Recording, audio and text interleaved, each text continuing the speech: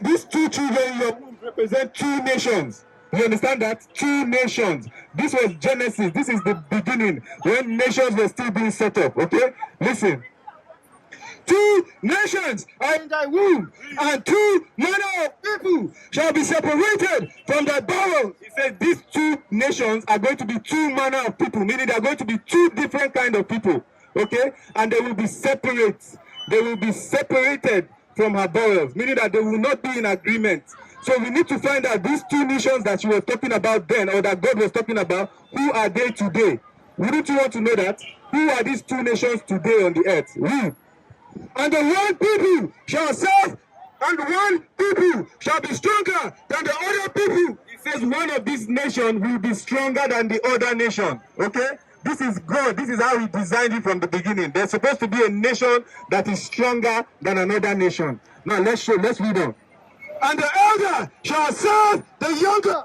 The elder child shall serve the younger. Okay? When a woman is giving birth to twins, the child that comes out first is the elder twin. Okay? So now let's see who is the elder twin according to the Bible. So who is supposed to be serving the other? From what we just read now. No, it says the elder shall serve what? Good. So the first child to come out is supposed to be serving. Come this way, brother. The first child to come out is supposed to be serving what? The second one. Meaning the nation that will come out from that first child will be serving the other nation. Right? Now read on. And when her days to be delivered were fulfilled, behold, there were twins in her womb. And the first came out red all over like an hairy garment. It says the first child came out red all over like a hairy garment. This is the so-called white man today. They call themselves white men, but are they white? They are not white. They are actually red because the blood shows through their skin. Okay? Read on. And the first came out red all over like an hairy garment. And they called his name Esau. They called his name what? Esau. Esau. This is what the so-called white man today is called in the Bible. The so-called white man in the Bible is known as Esau. Okay? Now let's see who the other people were, the other child was. And after that came his brother out, and his hand to hold on Esau's heel.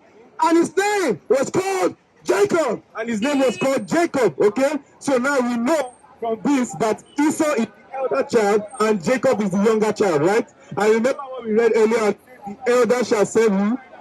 So that means who? The white man is supposed to be serving us. The white man is supposed to be serving us. We are supposed to be above them.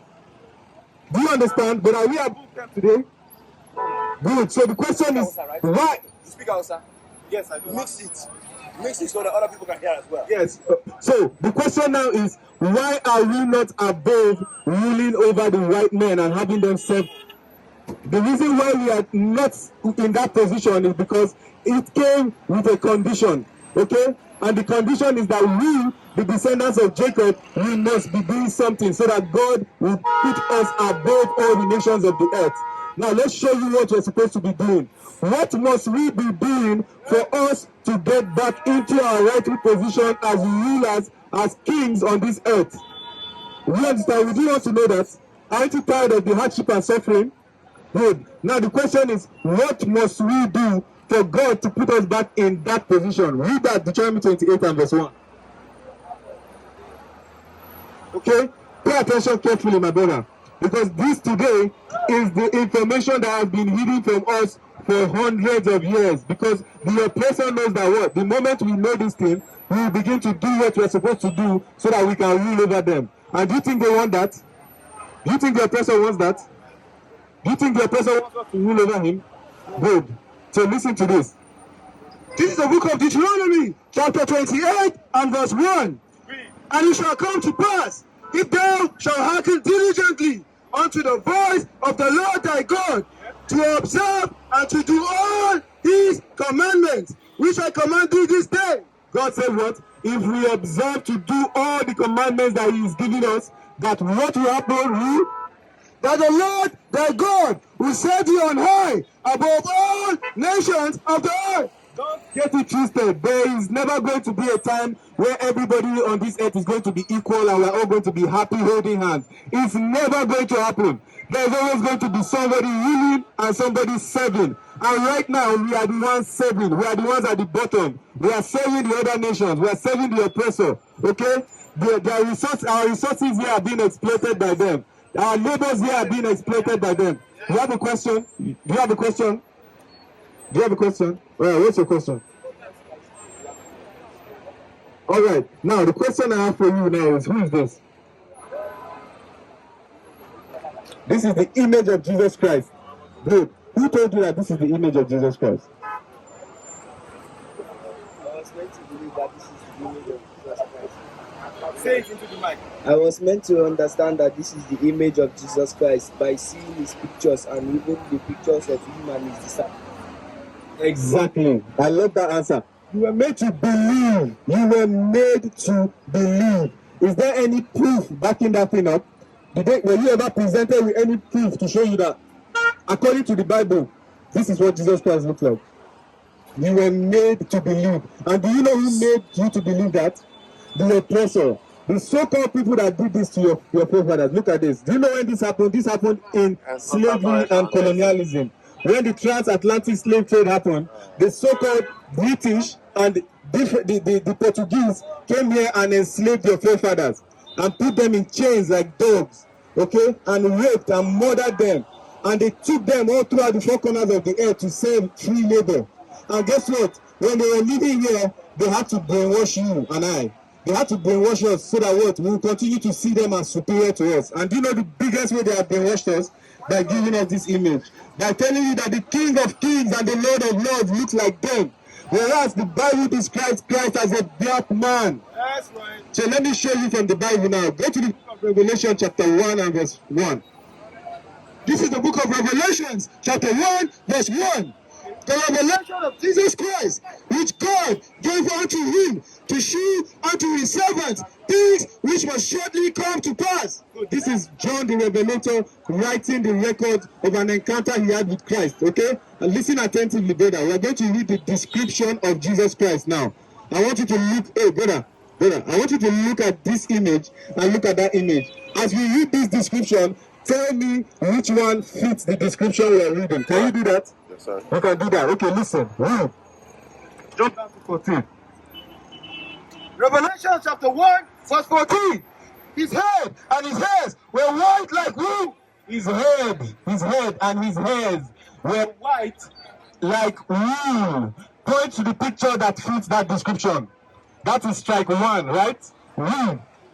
As white as snow. And his eyes were as flame of fire. His eyes were as a flame of fire, meaning that he had red eyes. Point to the picture that is more closer to that description. Read. And his feet like unto fine brass. He said the feet of Christ. He's looking at the feet of Christ now. And he said the feet of Christ is like unto what? Fine brass. Do you know the color of brass? The color of brass is brown. But let's see how dark Christ was. He was not just a normal light-skinned man like us. Let's see how black he was. Read on. And his feet like unto fine brass, as if they burn in a furnace. He said his feet like unto fine brass, as if you put it in a furnace and burn it. When you burn anything in fire, what color does it become? Black. Black. So my brother, these two pictures now proving to you from the Bible which one is the correct description of Jesus Christ. Good. So Jesus Christ is what? A black man like me and you. But you have been deceived to believe that this is the image of Christ. But this man actually existed. He was the son of Pope Alexander, Caesar Borgia. He was painted in the 1600s, okay, to deceive you and I, to make us believe that Christ looked like our oppressor. Whereas that's a lie. All the Israelites in the Bible were all men of color like me and you. You understand? So do you understand that Christ is a black man today? So do you wonder why we hate ourselves and yet we look at the white man and look at him with so much adoration? Do you wonder why? It's because we have been brainwashed through this image. Okay? What you don't understand is that we are actually the greatest people on this earth. The Most High God put us on this earth to rule all the other nations that we are envying today.